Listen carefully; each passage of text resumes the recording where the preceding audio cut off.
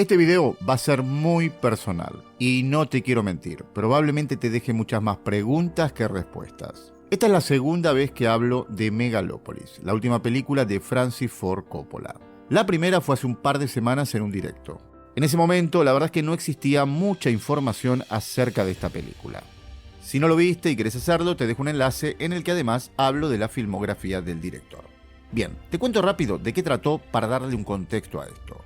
Básicamente, lo que expliqué fue que Coppola no conseguía distribuidora para su película terminada Megalopolis. Un proyecto que el director comenzó a gestar hace 40 años cuando escribió su primer guión.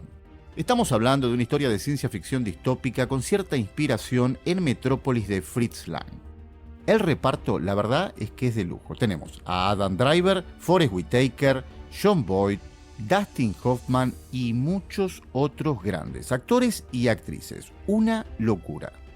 Como ninguna productora se interesó en este proyecto, fue el mismo Coppola el que financió la película. Oficialmente estaríamos hablando de $120 millones de presupuesto. Ahora bien, con la película totalmente terminada, el director no pudo conseguir una distribuidora. Aparentemente ninguna quiso poner los $100 millones que se estima se necesitan para publicidad previa a su lanzamiento. Se entiende lo que estoy diciendo, ¿no? Es decir, el director del Padrino tiene una película terminada con un gran elenco y no hay una sola distribuidora interesada en el proyecto. Ok, la última ficha de Coppola era, como un director primerizo, presentar la película en Cannes, cruzar los dedos o prender una vela y esperar que aparezca algún interesado. El directo terminó con una reflexión acerca de la situación actual del cine, la hipocresía de algunos que dicen estar librando la batalla cultural y se centran solo en hablar de producciones de Disney y otros productos basura. Bien, hasta acá el contexto. Ahora hablemos de la razón por la que estoy haciendo este segundo video. Ayer se estrenó la película en Cannes y ahora sí, la carroña atrajo a los buitres. Todos los portales de copia y pega salieron a hablar de lo que realmente interesa a la mayoría. Me refiero a la posibilidad de fracaso y chismes de peluquería. Que si Coppola en la producción se la pasó fumando flores, que si estuvo besando actrices en toples, que si el tipo estaba perdido y no salía del remolque. También se dijo que al terminar la proyección muchos abuchearon. Y después, en el mismo artículo, también dice que mucha gente aplaudió de pie durante varios minutos. Por otro lado, la mayoría de críticas que estuve leyendo están destrozando la película.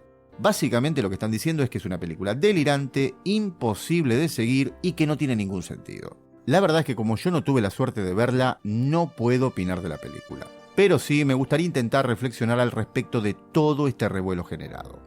Eso sí, para entender un poco todo esto y no venderles humo, accedí a uno de los guiones preliminares escritos por Coppola.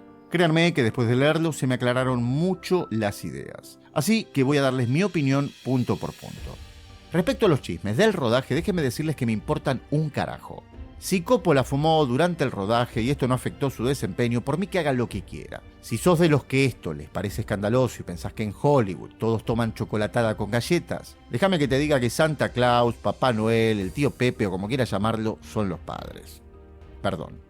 Por otra parte, si Coppola besó en la mejilla a alguna actriz delante de todos y se incomodó por esto, lo que debería haber hecho es comentárselo a su representante para que se lo hagan saber al director. Y si fue más lejos, directamente denunciarlo. Tengamos en cuenta que Coppola es un director de la vieja escuela con 85 años y por ahí no está acostumbrado a que día de hoy no se pueda hacer ninguna demostración de afecto o cariño sin la presencia de testigos o tu abogado. Aclaro nuevamente por las dudas, si hubo algún comportamiento indebido, deberían habérselo hecho saber. Si cometió algún delito, deberían haberlo denunciado, pero no estoy a favor de las acusaciones anónimas o la cancelación. Continuando, si el rodaje fue caótico, más de lo mismo, tampoco me importa si no afecta el resultado. Prueba de esto, Apocalypse Now. Ustedes me entienden. Respecto a los abucheos, si esto es verdad, corto. Falta de respeto y educación. Si no te gustó, perfecto, salís del cine, te metés en la cloaca de Twitter o X y haces tu descargo esperando tu dosis de dopamina en forma de likes. Listo. Ahora, ¿es Megalopolis una buena película? La verdad, no tengo ni la menor idea. Pero después de leer el guión, entendí que Megalopolis no es una película para todos. Lo más parecido que se me vino a la cabeza a la mitad de la lectura fue Brasil de Terry Gilliam. Para mí, una genialidad. Pero repito, no es para todos. Estamos hablando de una historia, y no digo película, muy personal. Para mí, el problema es que estamos acostumbrados a películas generalistas para un público amplio. Todas las edades, todos los géneros, todos los gustos, que no ofendan a nadie y claro, con finales optimistas. No sea cosa que salgas del cine algo triste o haciéndote preguntas incómodas. Ahora, decime la verdad, ¿cuántas veces últimamente escuchaste alguna crítica que dice algo así? Es buena, entretiene, eso sí, tenés que desconectar el cerebro para disfrutarla. Te aclaro que a mí me gusta todo el cine, incluso las películas que, como te dije antes, tenés que desconectar el cerebro para disfrutarla, pero intento también mirar de las otras. No sea cosa que de tanto tener el cerebro desconectado me acostumbre y prefiera dejarlo así. Redondeando, hay veces que pienso que el cine de antes era como una heladería llena de sabores, en que cada uno podía pedir su gusto favorito. Y hoy, al entrar, solo hay una mezcla muy suave de muchos sabores, que no disgustan, pero tampoco enloquecen.